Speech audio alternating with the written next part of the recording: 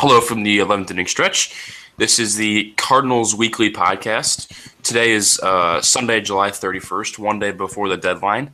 As usual, I am Paul Epi, and I am joined by Alex Schneider. Alex, how are you doing? Well, I'm doing all right, not too bad. You know, there's been a flurry of news in Cardinals land lately. Just today, just this morning actually, about half an hour, 45 minutes ago, it was announced that the Cardinals signed Zach Duke, a pitcher from the White Sox. And they gave up an outfielder. His name is Charlie Tilson. He was the 12th ranked prospect in the Cardinals organization. Alex, I've heard of Zach Duke a bunch lately. Over the years, I have heard of him because I know he used to pitch for the Pirates, and now he's with the White Sox. But I have his stats pulled up here, and he seems like he was actually a pretty decent signing. Yeah, was it a signing or was it like a trade? It was a trade, yeah. Sorry. Oh, okay. No, it's okay. I think he also used to pitch for the Brewers as well. He was with the Brewers. Yeah, in 2014, he was with the Brewers.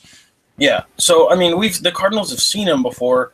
I don't know anybody's success rate against him or what he's done against anybody else, but, if you're giving up your 12th ranked prospect in your system for him, and we alluded to it earlier in the podcast that we needed some reliever help. We didn't know exactly what they were going to do to an extent of how much reliever help they were going to give us. But I think we kind of now with this, we kind of found out what's basically going to happen, and it's going to be quality long-term arms instead of quantity.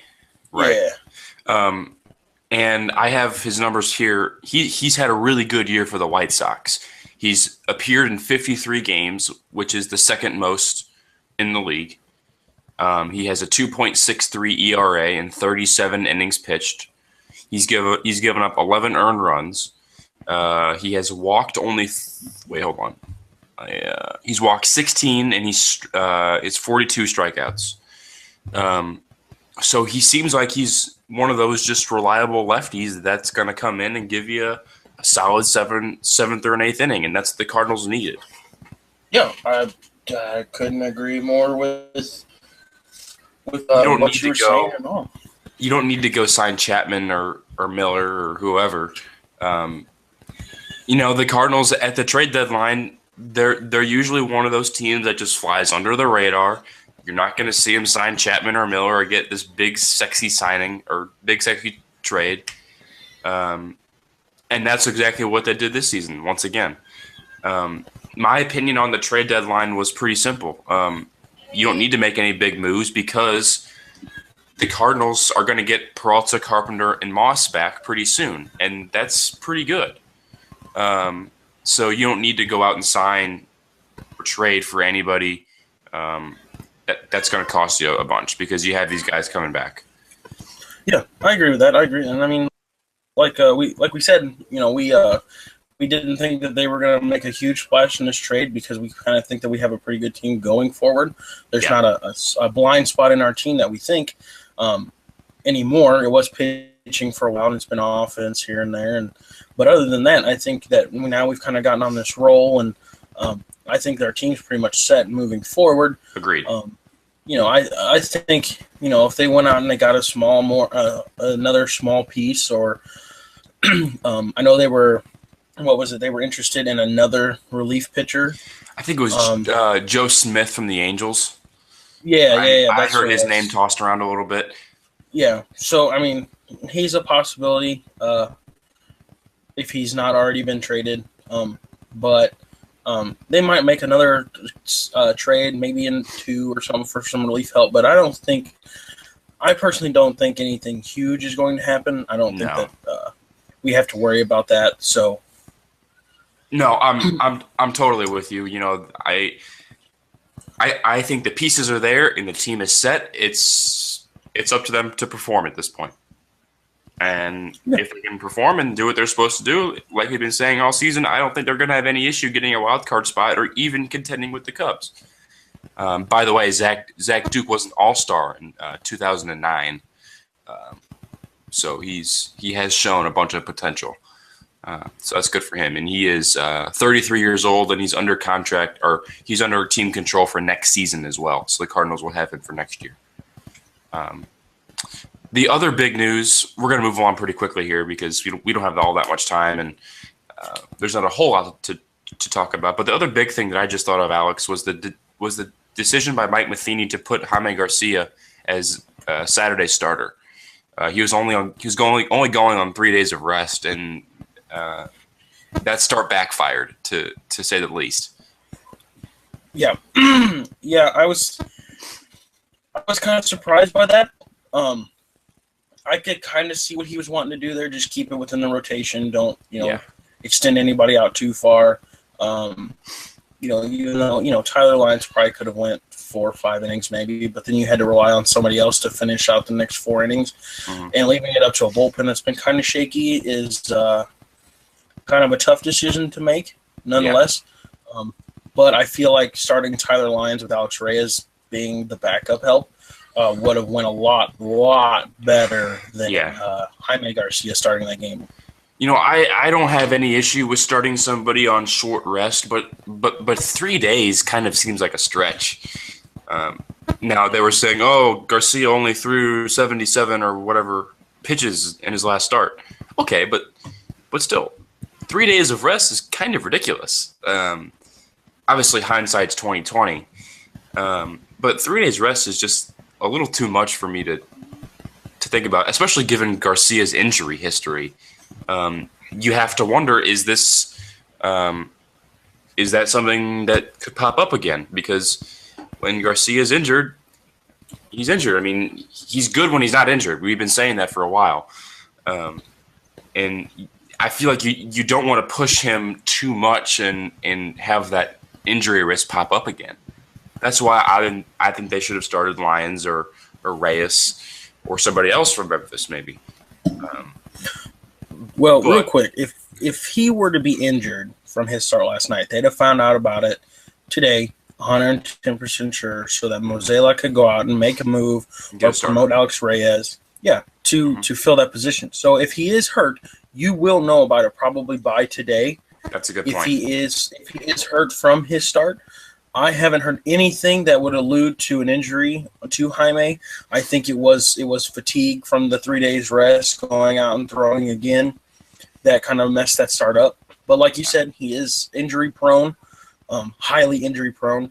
So if he is hurt, you will find out about it today, and Mozeliak will have to make a move. And I don't think putting Tyler Lyons in that spot for a foreseeable future is the right way to go. So it's either trade for a pitcher or have Alex Reyes start in his spot. That is a very good point. I just don't think Lyons – I think he could be a starter. Last season when we saw him throw some starts, he was very good. But he's been so good in the bullpen that you almost don't want to promote him to a starter because he's been the only consistent solid piece in the bullpen that it seems like. However, go ahead. I was going to say he's going to be I think a future piece in the rotation, not now, but when the Adam Wainwrights and the Jaimes, or even when Lance Lynn moves on. And you guys think about this too, just real quick. The pitching's gotten a lot better, and we still have no Lance Lynn, who is you can count on almost going 7 innings. Having shaky starts. I mean, one of my best friends does not like Lance Lynn because of his shaky starts that he's had, and I understand that. But with Lance Lynn, you can always count on him going about 7 innings and getting the rest of it to your bullpen. But you don't have that this year, so the pitching rotations are a tad bit shaky. But a lot of people are thinking that Lance Lynn is going to move on from the Cardinals, won't re-sign. Mm-hmm. I could see that happening. The thing is if when a Lance Lynn or an Adam Wainwright retires, you got to have somebody to fill that spot. And I think that that's Alex Reyes is probably going to make that jump in, which still leaves Tyler Lyons in the bullpen. But who knows with free agency? A lot of people can leave and things can change. We kind of just have to just wait and see how that's going to work out.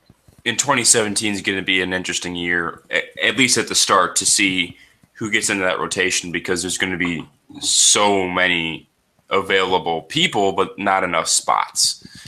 And we'll obviously approach that as we get there. But the good thing is, and this is my final point on Garcia and Saturday's game, is that the Cardinals wouldn't have won anyway because they didn't score any runs. So it almost doesn't matter in the grand scheme of things. But when you see Garcia give up 4 runs with him throwing like 15, 20 pitches, that kind of sets the tone for the rest of the day. But anyway, yeah, the Cardinals wouldn't have won because they didn't score any runs to begin with. To wrap this up, I want to go in quickly to the Mets series. Boy, that was a fun 3 games to watch. I mean, every game was close. Every game was decided late. Colton Wong came up with a big hit, which is so nice to see. He's been hitting a lot better as of late. He has too. Was that a sweep? The Mets, was that a sweep? No, they lost to Bartolo Colon in the second game of the doubleheader. Okay. I mean, I've kind of had a busy schedule so far this summer, and I'm trying to catch as many Cardinal games or at least as many highlights as possible to try and keep you guys up to date. I know Paul on the afternoon games kind of has more of a grip on that than what I do. I usually work during the day. Paul's working at night umpiring baseball games, and but I actually didn't get to see any of those games, and I'm really kind of upset that I didn't because they were good games. I did see the Tommy Pham highlight from that. That was really good. Mm-hmm. I did not know that his arm was that strong. I didn't either. Yeah, I didn't either. So if that was if he gets like a throw a game that his arm, I want to see some more of that. Yeah. The rest of it's like a noodle the rest of the game, then okay, maybe have it shaky. But if his arm is consistently that strong, that's a great tool to have in center field. We know Randall Grichuk has a strong arm to play center field. We both know that they have the range. Both of them do. Grichuk, up until this year, has had a better bat. Tommy Pham is showing more power. Yep. So I think moving forward, this is one of those things we were talking about with the trade deadline. I don't think that you have to go out and make sign a piece when you have 2 quality. No. Well, I would say 2 potential quality everyday center fielders. That's why I didn't think the whole Colton Wong in the outfield was really going to work. No. I don't think having 3 center fielders on your roster is kind of a smart idea. But I think moving forward, knowing that you have Randall Grichuk and Tommy Pham, who are both our potential power hitters, and I'd like to see Tommy Pham get the ball on the ground a little bit more, show off his speed because he is very fast. I'd like to see him steal some bases too. Yeah, but it's hard to do that when you're hitting the ball over the fence. So, for Tommy Pham, I would say if he watches this, which would shock me if he does, I would tell him less ball in the air, more ball on the ground. If you have the opportunity to hit a home run, then by all means take it. So far, you've done that. But we need you to be on the bases, tearing that up as well. Less strikeouts, less, all these outs that you're making, and then just focus on playing small ball, lay down a bunt or 2 here or there, and, let somebody who can't run that well, like Matt Adams or Matt Holliday. Let them, hit the doubles, hit the home runs. But yeah, I think moving forward, the Cardinals have a good lineup. The pitching rotation is showing up. Mm-hmm. We didn't really know what to expect at the start of this, after the first couple weeks of the season, what to expect going into the trade deadline, into that trading season. But I think right now we kind of have a good picture that they're not going to add a huge piece. There won't be a big trade. We were all kind of expecting them to get a first baseman at the start of the year. Mm. That didn't happen, which is good for the better because both of our first basemen have been hot at different points. But like I said, don't expect a huge move from the Cardinals. Probably some relief pitching. And like I said, if Garcia is hurt from his start yesterday, they will be probably making a move to get a reliever, low-budget reliever, or promoting Alex Reyes. But I think other than that, I think our team is set, ready to roll it straight into the playoffs, hopefully. I don't know the standings on wild cards and all that kind of stuff. The Cardinals are, with last night's loss to the Marlins, I believe, the Marlins have the second wild card spot by like half a game or something. I'm pulling up the standings right now. Okay. But the Cardinals are 6.5 back in the Central, in the NL Central, and then just give me 1 second here. Wild card standing. They are tied for second in the wild card spot with Miami. So if it ended today, the Cardinals would play Miami in a 1-game playoff to see who gets to play the Dodgers in the wild card. For the 1-game playoff. Correct. A 1-game playoff for a 1-game playoff, yeah. Yeah. That's the bonus of having a second wild card. I love the addition of a second wild card. Yep. Adds way more teams into technically postseason play. Yeah, even the Rockies are only 4 back of the wild card. So, I mean, the second wild card for the people who hate it and don't like it, like the Pirates fans. Yeah. You have to feel for them, though. No, I really don't. I don't like the Pirates. I don't like the Pirates, but here's what I'll say about some of those fans. I'm not like other baseball fans. I don't like the Pirates as a team when the Cardinals are playing them. I do like the players that they have on their team. Like, how can you not like David Freese? Mm-hmm. I mean, how can you not like Andrew McCutchen, Gregory Polanco, Starling Marte? I hate John Jaso. So if you're watching this, John Jaso, I do not like you. I'm just playing. Hey, if your team wants to bat you first as a first baseman, you do your thing.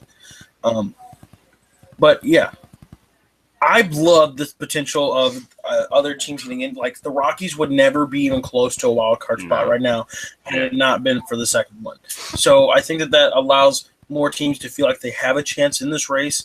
They're drawing more fans because the fans feel like they're in this race. So yeah, I think that's great.